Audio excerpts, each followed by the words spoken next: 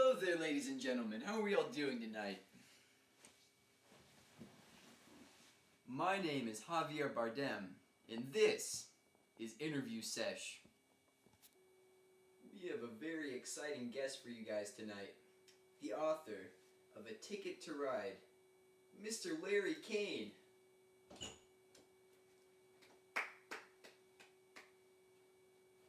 Nice to meet you, Javier. Nice to meet you.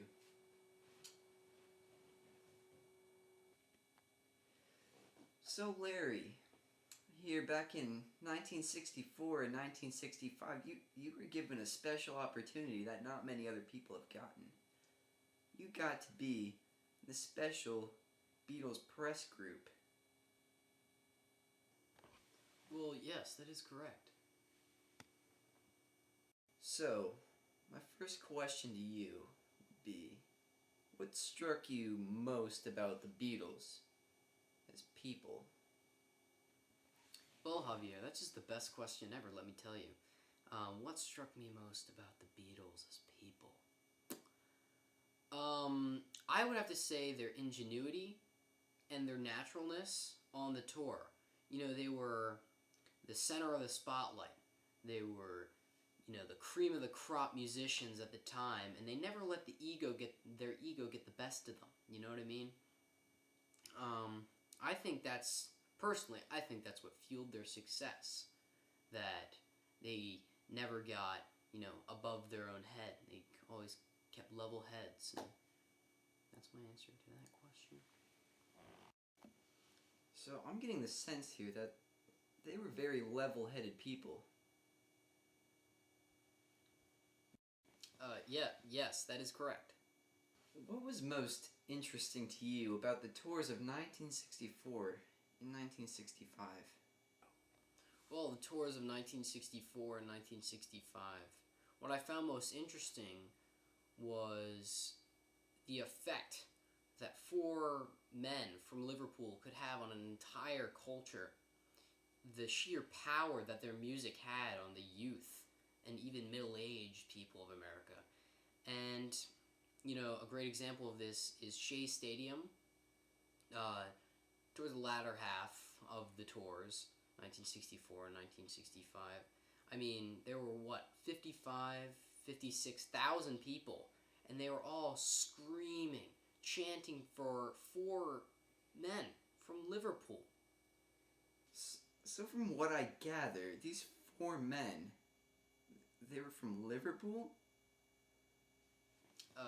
Yes, that is correct. So, Mr. Kane, let's discuss your book for a bit. I mean, in fact, that is what we're here for, isn't it? I mean...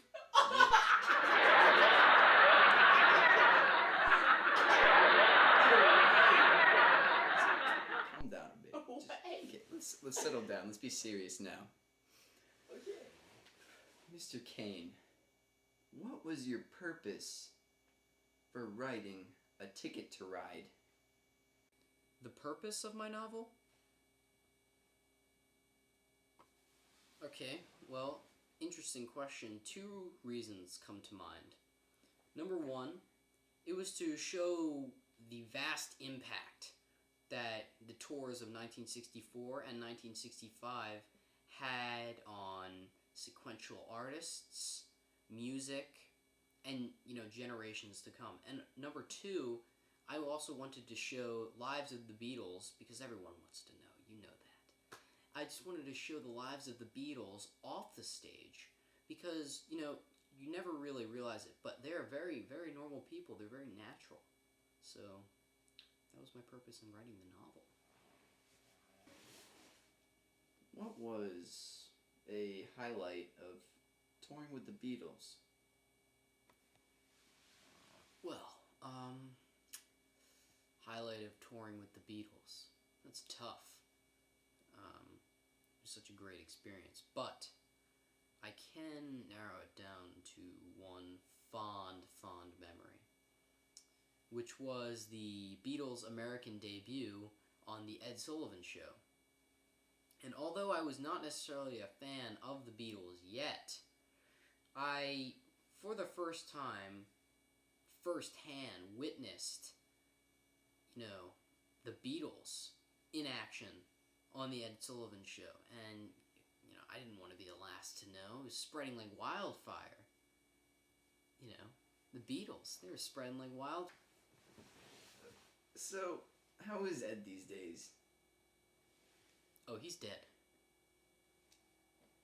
Oh.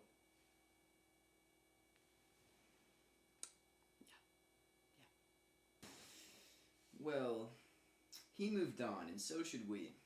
Now, next question, Mr. Kane. You started off your book by saying that you weren't very impressed with the Beatles. Now, in time, what changed your mind? Well, yes, that is true.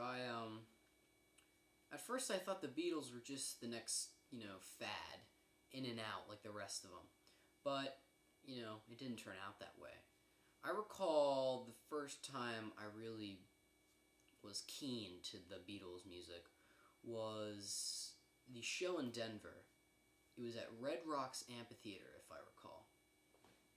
And it was an outside show, and the sound, just the acoustics of that environment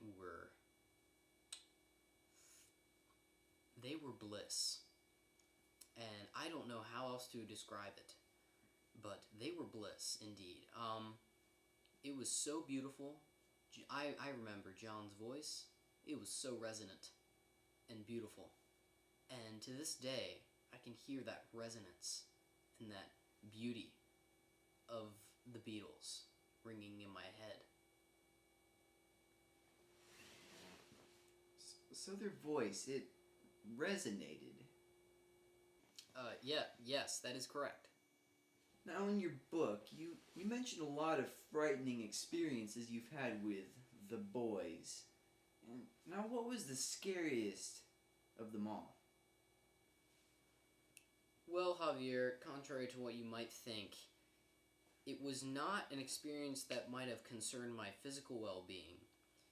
Rather, it was my first encounter with John Lennon. And we had a couple of snide remarks. We exchanged a couple of disparages, if you will. And it was my first encounter with him, and so that was a first impression that didn't go so well, now was it? And my career was obviously in danger, because this was the biggest story of my life, and I was very, very scared. He was also a very intimidating persona, being as he was the biggest, the biggest thing at the time. So yeah, I was very intimidated. So, Mr. Kane, if you could describe each of the Beatles with one word, what would each word be, and why?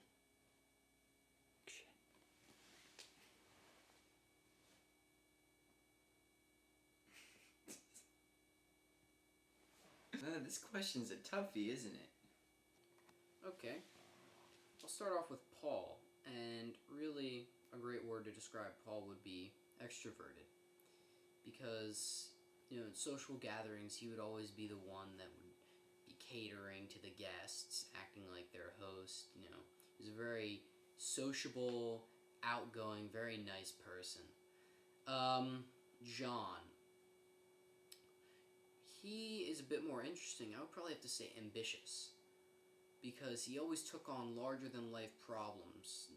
Near the end of the Beatles, and even after the Beatles, you can remember his notable campaign against the Vietnam War, and, among other issues. Okay. Ringo Starr. I would have to go with real, and let me tell you why. Ringo was a very real person.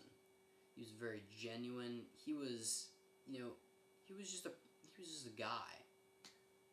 That's all I have to say about Ringo. Anyway, George, I would have to say preoccupied. Now that might connote something bad to you, but definitely not in this case. Preoccupied, whether it be, issues, or preoccupied with important things such as, musical genius, or, things that he was just a thinker. He wasn't really a very outgoing person. He was a thinker. That explanation was long-winded. Yes, that is correct. So how did the shooting of John Lennon affect you? Wow. Well, that was a horrible experience, let me tell you. John, although we had our issues in the beginning, we came to be the best of friends, and he was actually the Beatle that I was closest with. We really came together. Um, yeah.